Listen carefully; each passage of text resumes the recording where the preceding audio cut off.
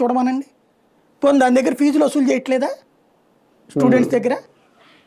తక్కువ ఫీజులు వసూలు చేస్తున్నారు అన్నది చెప్తారు. ఇక్కడ పోనీ తక్కువ ఫీజులు వసూలు చేయండి. ల్యాండ్ వెనక్కి తీసుకున్నారా Siddhartha medical college women's college దగ్గర నుంచి? తీసుకోలేదుగా. దానికి పైగా అప్పట్లో రాజశేఖర రెడ్డి ఉన్నప్పుడు వాళ్ళ లీజ్ టర్మ్ పూర్తయిపోయింది. పూర్తయిపోతే లీజ్ రద్దు చేశాడు అతను.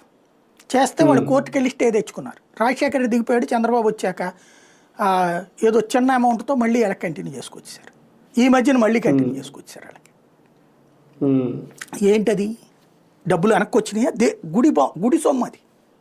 వీళ్ళు చెప్పేది వెనక్కి వస్తాయి భవిష్యత్తులో కన్స్ట్రక్షన్తో సహా చేసేది. కన్స్ట్రక్షన్తో సహా చేసింది నువ్వు తీసుకుని నడపాలి కాకపోతే గవర్నమెంట్ ఎందుకు నడపట్లేదు? ఇలాగా సొసైటీలకి ట్రస్టులకి ఇచ్చినటువంటి ఆస్తులు కుప్పలు తెప్పలు. ఎక్కడో ఎందుకు హైదరాబాద్లో బడా హాస్పిటల్ ఉన్నాయి కదా, వాటన్నిటికీ ల్యాండ్లు ఇచ్చేటప్పుడు ఏం చెప్పారు తెలుసా? 30% పేదలకు ఉచితం అన్నారు. మీరు అట్లాగే ఈ పెద్ద కాలేజీలకు ఇచ్చేటప్పుడు అంతా అదే కథ చెప్తారు సొల్లి.